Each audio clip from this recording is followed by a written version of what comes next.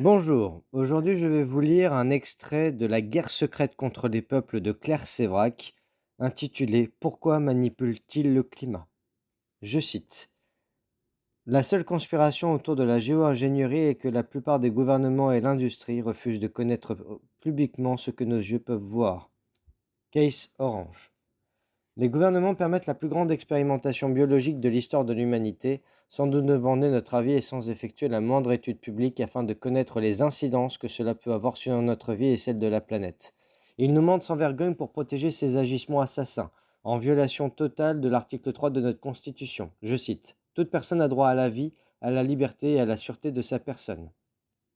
Et l'article 30. Aucune disposition de la présente déclaration ne peut être interprétée comme impliquant pour un État, un groupement ou un individu un droit quelconque de se livrer à une activité ou d'accomplir un acte visant à la destruction des droits et libertés qui y sont énoncés.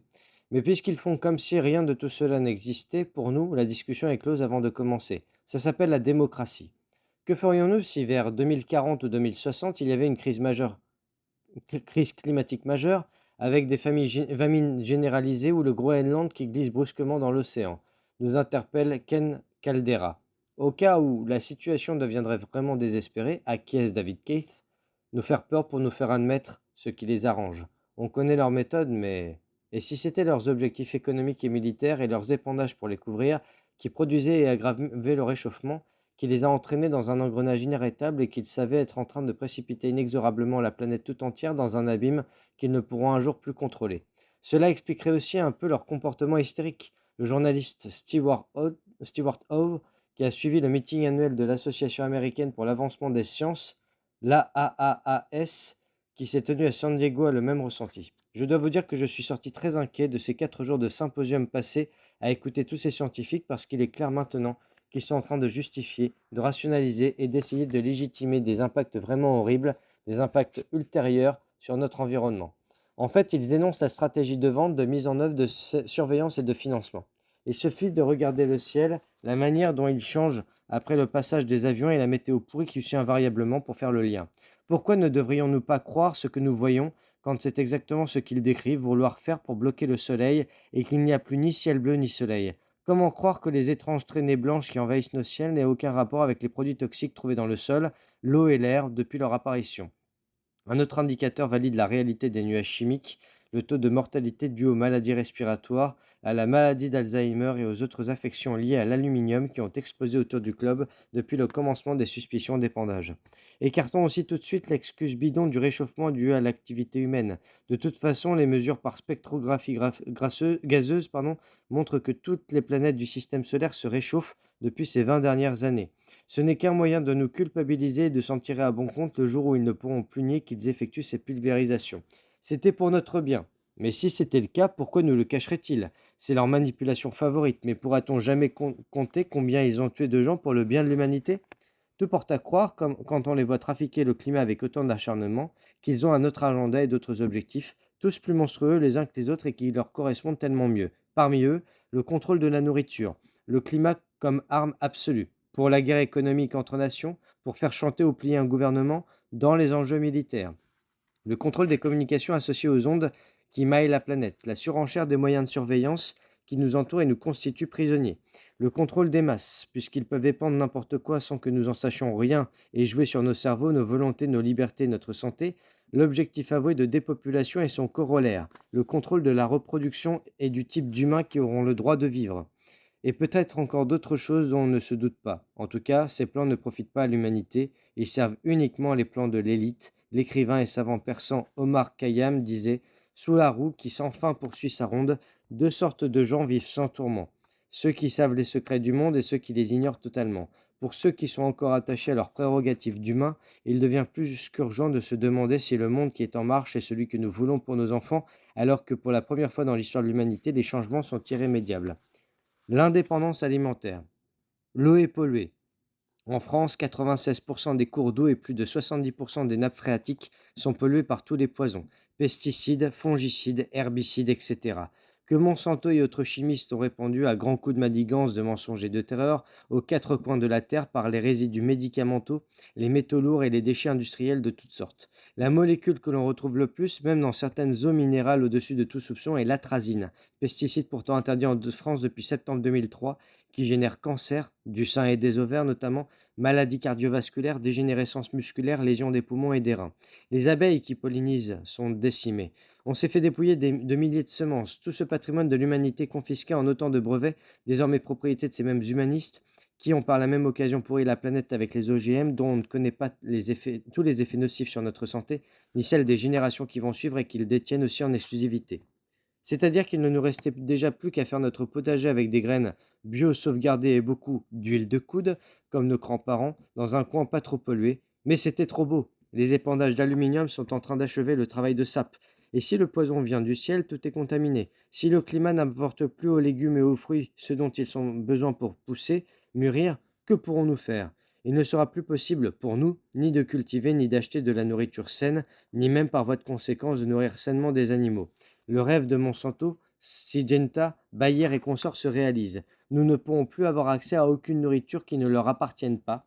Le vice-président de Promar ne disait-il pas que l'espoir de l'industrie est qu'avec le temps, le marché soit tellement inondé d'OGM que l'on ne puisse plus rien faire d'autre que d'abandonner? C'est un monde transgénique et synthétique qu'ils veulent construire autour de nous, en éliminant définitivement notre choix de manger de la nourriture organique, de boire de l'eau pure. Bref, nous enlever toute indépendance alimentaire. Si plus rien ne pousse, les paysans vont devoir se soumettre et même ceux d'entre nous qui vomissent les OGM finiront par être obligés d'en manger. Nous ne pourrons plus être autosuffisants ni libres. Mais c'est nous que l'on accuse d'être des théoriciens du complot. Expliquez-moi alors pourquoi Monsanto a breveté des semences résistantes à l'aluminium, patente accordée le 1er septembre 2009, numéro 75 82 809. Qui aurait pu penser faire des plantes résistantes à l'aluminium, pourquoi pas au bicarbonate? Si ce n'est ceux qui savent que le monde en étant bombardé, les seules choses qui vont pousser sont celles qui contiennent l'antidote, tout comme ils l'ont fait avec les semences Roundup Ready, semences qui contiennent le pesticide qui tue toutes les plantes alentour, quand ils ont sorti le pesticide du même nom.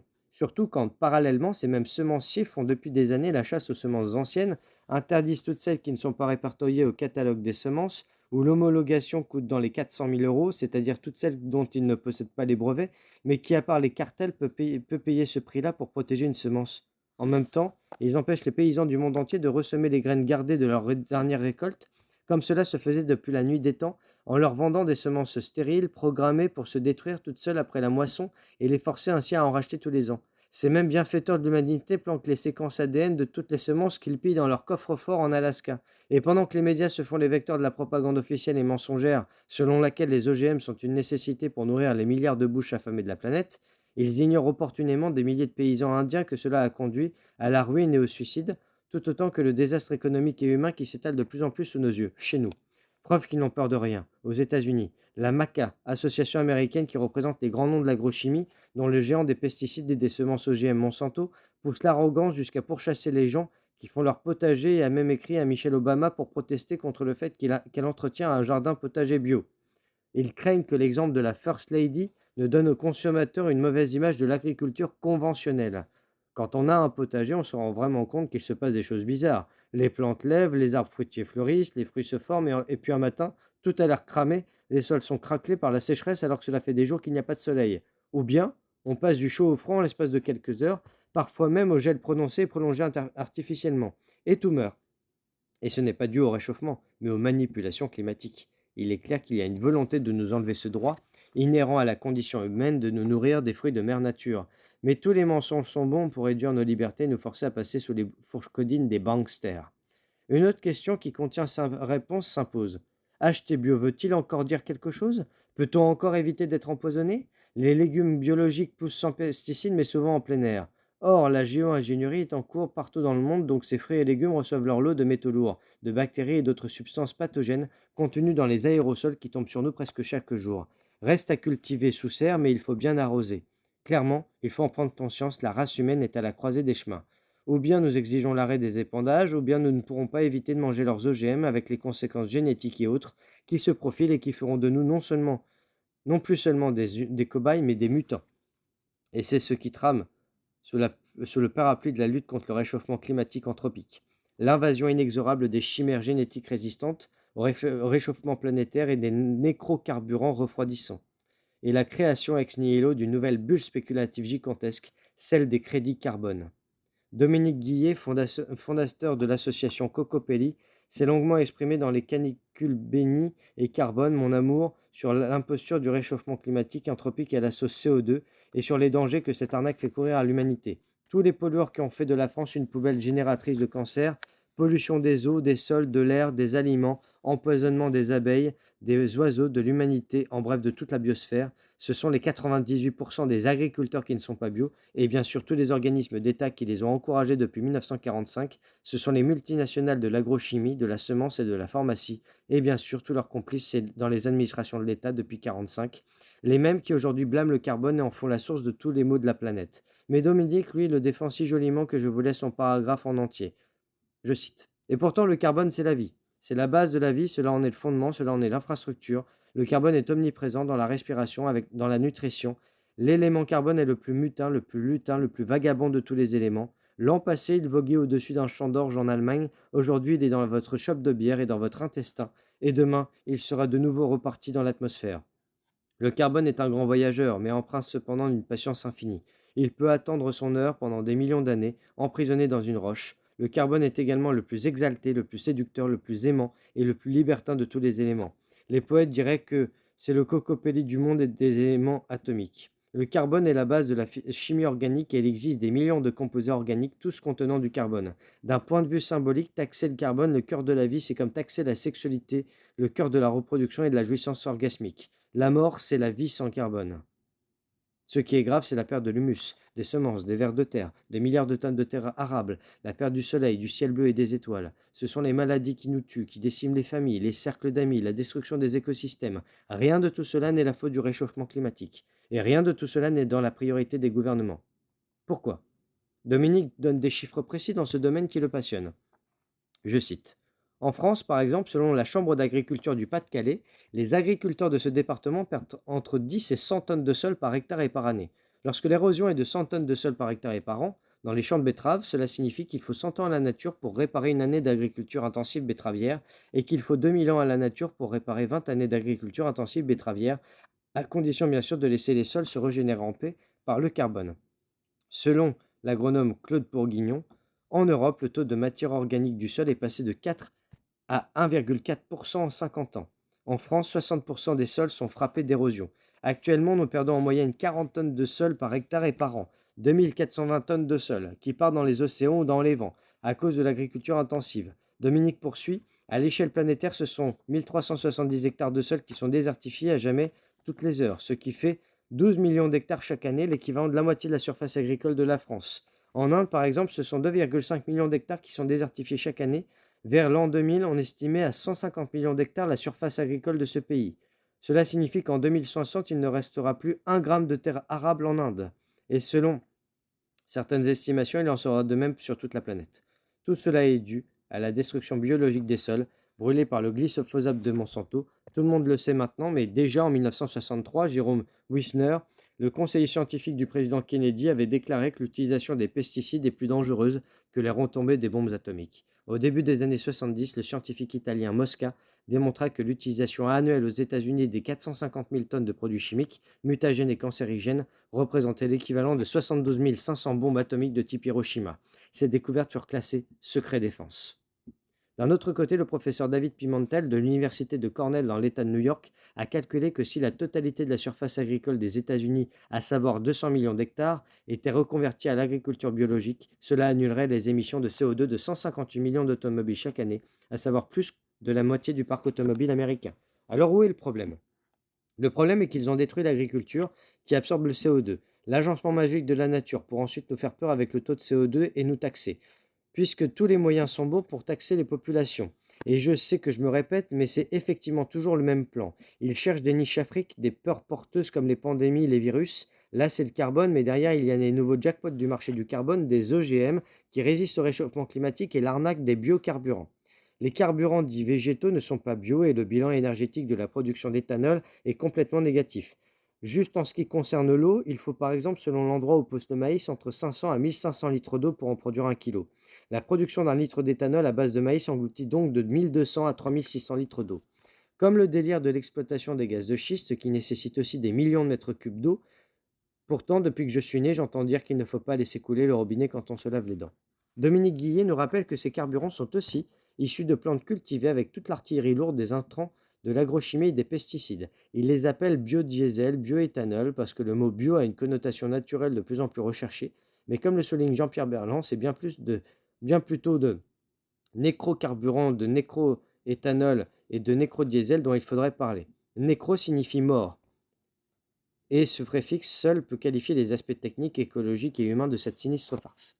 Jean Ziegler, ancien rapporteur de l'ONU pour le droit à l'alimentation, avait qualifié de crime contre l'humanité la production des biocarburants le 26 octobre 2007 à New York. En proposant à l'ONU un moratoire de 5 ans sur la production des biocarburants, il avait plaidé que consacrer des terres agricoles fertiles à la production de denrées alimentaires qui seront ensuite brûlées pour fabriquer du biocarburant constitue un crime contre l'humanité. En 2009, 104 millions de tonnes de céréales ont été brûlées pour fabriquer de l'éthanol pour les véhicules des Occidentaux. 104 millions de tonnes pourraient nourrir 700 millions de personnes en Inde ou en Afrique qui consomment 150 kilos de céréales par an. Ce sont pourtant les mêmes rois du pétrole, de la chimie et de la finance qui nous rabâchent que la planète ne peut pas nourrir autant de gens et qui déploient leurs thèses eugénistes. 36 000 personnes meurent de faim tous les jours et 3 800 enfants meurent tous les jours de maladies liées au manque d'eau potable. Plus d'1 milliard de personnes, à peu près un sixième de l'humanité, souffrent de la faim dans le monde. Et le scandale des agrocarburants ne fera qu'accroître les famines, les émeutes, la pénurie d'eau, la déforestation, la confiscation des terres et l'émigration massive des populations vers l'Occident. Pourquoi fait-on semblant de ne pas connaître les responsables? Pourquoi, là aussi, est-ce que l'on nous accuse est-ce nous, pardon, que l'on accuse de ne pas avoir assez de cœur? Partout en Asie, en Amérique latine, où il y a des terres convoitées pour planter des palmiers à l'huile ou de la canne à sucre, des milliers de gens sont expulsés, torturés même, s'ils résistent et travaillent dans des conditions innommables. Pour lutter contre le réchauffement climatique? Tout ça au nom d'un carburant qui n'est même pas vert?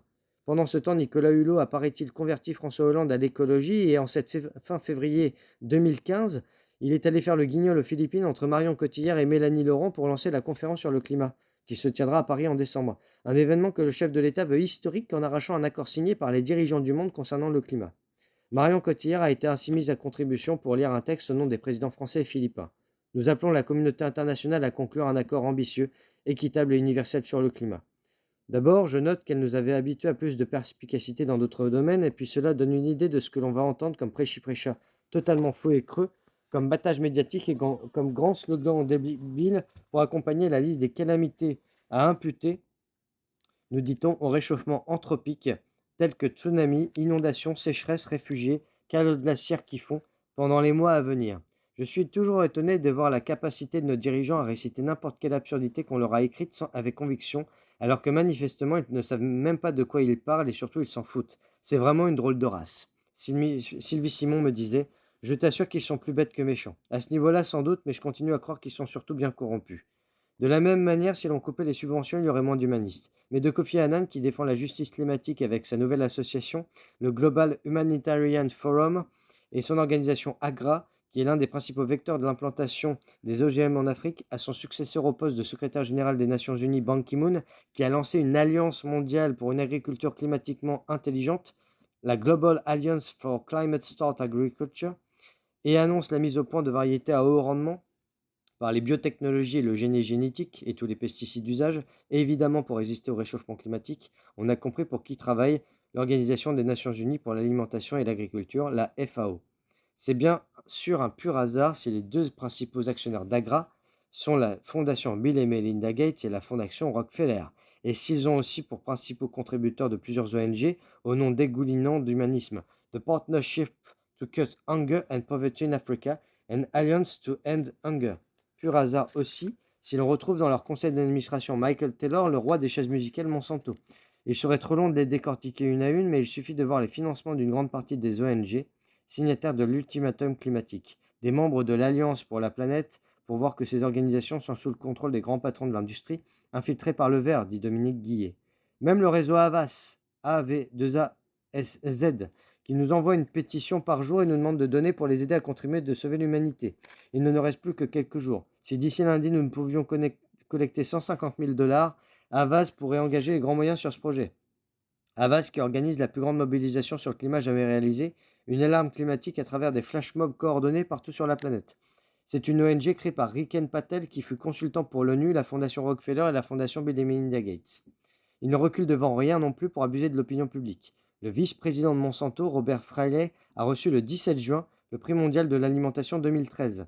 Ce prix prestigieux que certains comparent au prix Nobel et dont le New York Times dit, lorsqu'on parle d'agriculture, le prix mondial de l'alimentation est l'équivalent des Oscars, il récompense, ne vous étouffez pas, les individus qui contribuent à améliorer la qualité, la quantité et la disponibilité de nourriture présente dans le monde. Monsanto partage cet honneur avec deux autres pionniers de la recherche sur les semences transgéniques, le spécialiste belge des biotechnologies Marc Van Montagu, président du lobby de la Fédération européenne des biotechnologies, et la chercheuse et fondatrice du Centre de recherche de biotechnologie de Syngenta, Marie-Del Chilton, également lauréat. C'est bon de se congratuler en famille.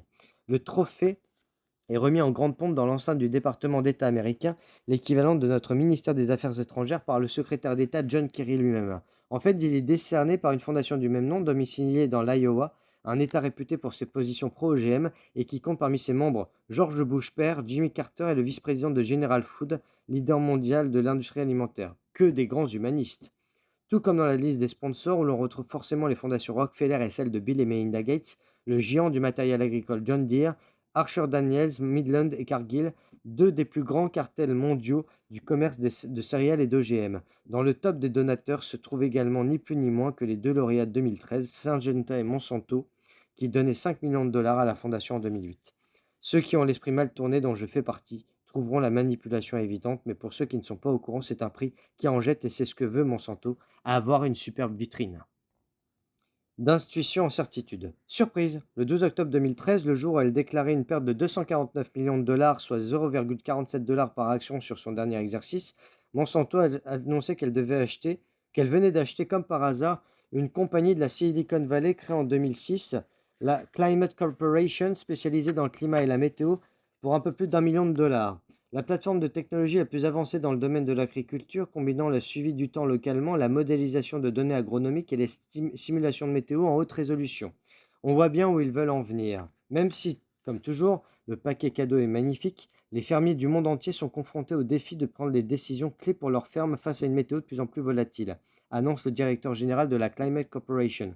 On ne lui fait pas dire. On pense d'ailleurs que lui et ses copains y sont pour quelque chose. Je cite: «Cette acquisition va permettre à la firme de combiner le savoir en analyse dans l'agriculture et en gestion des risques de la compagnie météo avec les capacités de Monsanto, AI, et donnera ainsi aux fermiers l'accès à la plus d'informations sur les nombreux facteurs qui affectent le succès de leur récolte.» Alors là, c'est très fort. Directement du producteur au consommateur, Monsanto va pouvoir prévoir le climat qui découle de la géo-ingénierie en cours et fournir les produits miracles aux paysans désespérés. C'est marrant, enfin, façon de parler. Mais ce sont toujours les mêmes que l'on retrouve là où le mal se passe, derrière tous les mauvais coups. Selon un rapport publié en 2008 par l'ETC Group, 66 532 demandes de brevets avaient déjà été soumises pour des cultures génétiquement modifiées possédant des caractères les rendant adaptés aux conditions climatiques. Mais comment pourrait-il les connaître à l'avance si tous ces changements sont censés être naturels et fortuits? Depuis juillet 2010, il existe 258 familles de brevets, comprenant 1633 documents se rapportant à ces cultures. 90% sont détenus conjointement avec de petits partenaires du domaine de la biotechnologie par seulement trois sociétés, Dupont, Monsanto et BASF, qui contrôlent aussi le marché mondial des semences avec Bayer, Dow et Syngenta. La portée de nombreuses revendications de brevets est sidérante. Avec un seul brevet, une entreprise peut revendiquer des douzaines de cultures. Une société israélienne Evogène, par exemple, dans un seul brevet, WO 290 13 750, revendique 700 séquences génétiques corrélées au climat. Le brevet s'applique donc à n'importe quelle plante contenant ces séquences: tomates, aubergines, manioc, arachide, blé. Et de tout cela, on ne nous dit rien. Pourtant, laisser la production industrielle de cultures productrices de bioénergie génétiquement modifiées et adaptées aux conditions climatiques, les seules qui, d'après leurs calculs, vont pousser dans quelques années, entre les mains d'un petit nombre de puissantes sociétés multinationales qui ont déjà le monopole des anciennes semences, est extrêmement grave pour la sécurité alimentaire des habitants de cette planète. D'autant plus qu'en janvier 2010, Michael Taylor a été nommé sous-commissaire pour la sécurité alimentaire à la Food and Drug Administration, la FDA, au moment où la Maison-Blanche a annoncé son désir de renforcer la sécurité des aliments et que se profilait la loi S-510 du nom extraordinaire de Food Safety Modernization Act, loi de modernisation de la sécurité sanitaire des aliments, évidemment accompagnée des meilleures techniques de surveillance. Jardiner pourrait devenir illégal à moins de se conformer aux règlements gouvernementaux obligeant l'utilisation de pesticides pour la protection des populations, bien sûr. Même arnaque que pour les vaccins où les autorités nous intiment régulièrement de nous faire vacciner, ne serait-ce que pour ne pas risquer de contaminer les autres. Mais s'ils ne sont vaccinés, et si le vaccin est aussi efficace qu'ils le disent, ils ne devraient pas craindre la maladie. Bref, cette loi met sous l'autorité de l'État toute culture, même celle des potagers privés, toute vente et tout transport d'aliments. Le projet de loi le plus dangereux de l'histoire des États-Unis. Il est à notre alimentation ce que le plan de sauvetage a été pour notre économie, seulement nous pouvons vivre sans argent. Inconstitutionnel et contraire au droit naturel, ou si vous aimez la volonté de Dieu. Dénonce le fameux microbiologiste et lanceur d'alerte canadien, le docteur Shiv Chopra, dont le seul nom est synonyme de sécurité alimentaire. La loi S-510 a été promulguée par le président Obama le 4 janvier 2011, étendant le contrôle sur tous les aliments aux États-Unis, violant le droit fondamental des humains à l'alimentation. Encore une fois, Michael Taylor est arrivé au bon endroit au bon moment. L'un de ses faits d'armes les plus connus est la façon insidieuse dont il a fait entrer l'hormone bovine de croissance recombinée, ou RBGH, hormone de croissance bovine injectée aux vaches pour leur faire produire à longueur de temps autant de lait que si elles nourrissaient un petit, dans l'approvisionnement alimentaire de l'Amérique et de bien d'autres pays par la suite, en dépit de nombreuses études qui prouvent les dangers pour l'homme du lait et des produits laitiers provenant de vaches traitées avec cette hormone de croissance. Selon de nombreux scientifiques, dont l'un des plus grands spécialistes mondiaux du cancer, Samuel Epstein, l'utilisation de cette hormone augmente la présence de somatomédine C dans le sang, qui, en stimulant la prolifération des cellules, augmente le risque de cancer du sein, du côlon et de la prostate. C'est également lui qui a mis au point les tours de passe-passe protégeant Monsanto. Grâce à l'équivalence en substance, il n'y a légalement aucune différence entre le lait aux hormones et les autres, entre une tomate OGM et une normale. Il est donc interdit de mentionner la présence de ces substances nocives. Inversement, il a fait condamner les sociétés qui étiquetaient leur lait ne contient pas de RBGH parce que c'était diffamant pour les produits qui en contenaient. Excellent principe de précaution qui supprime deux informations vitales pour les consommateurs pour ne pas gêner le profit des empoisonneurs. Il est certain qu'on peut compter sur lui pour nous couper l'accès à la nourriture naturelle, déjà bien entamé par le Codex Alimentarius, et verrouiller un système mondial de contrôle alimentaire qui rendra obligatoire d'accepter les OGM, les pesticides, les hormones, les animaux génétiquement modifiés, et la dernière nouveauté, les semences résistantes à l'aluminium, qui vont assurer le prochain jackpot de Monsanto. Que croyez-vous qu'il va se passer avec le traité transatlantique? Quand les cartels vont demander des dommages à nos gouvernements pour manque à gagner, nous ne pourrons plus refuser aucun produit sous peine de faramineuses amendes que nous ne sommes plus en situation de payer puisqu'ils ont pris soin de nous ruiner avant avec leur super crise économique. Il faut savoir que l'interdiction de bœuf aux hormones coûte déjà 117 millions de dollars par an à l'Europe. Le pouvoir de Monsanto est phénoménal puisqu'il a même réussi à faire signer par Obama la loi budgétaire HR 933 dans laquelle a été sournoisement glissé section 735, l'amendement nommé Provisionnement d'assurance des agriculteurs, communément appelé le Monsanto Protection Act, mettant la firme à l'abri de toute poursuite légale du public et même du gouvernement fédéral. On se demande comment on peut voir passer de telles lois. Heureusement, les groupes d'activistes qui refusent la dictature de Monsanto pour nous imposer une nourriture transgénique contaminée ont empêché que la loi soit renouvelée le 30 septembre 2014 et ils ont gagné, mais jusqu'à quand? Monsanto essayant par tous les moyens de réintroduire la loi. Il ne s'agit plus d'agressivité commerciale, de gagner des parts de marché, il s'agit de nous enlever tout choix, de la confiscation de nos droits, l'un des plus importants, l'accès à la nourriture. Henry Kissinger nous avait pourtant averti en 1970. Contrôlez le pétrole et vous contrôlerez les nations. Contrôlez la nourriture et vous contrôlerez les peuples. Je vous remercie.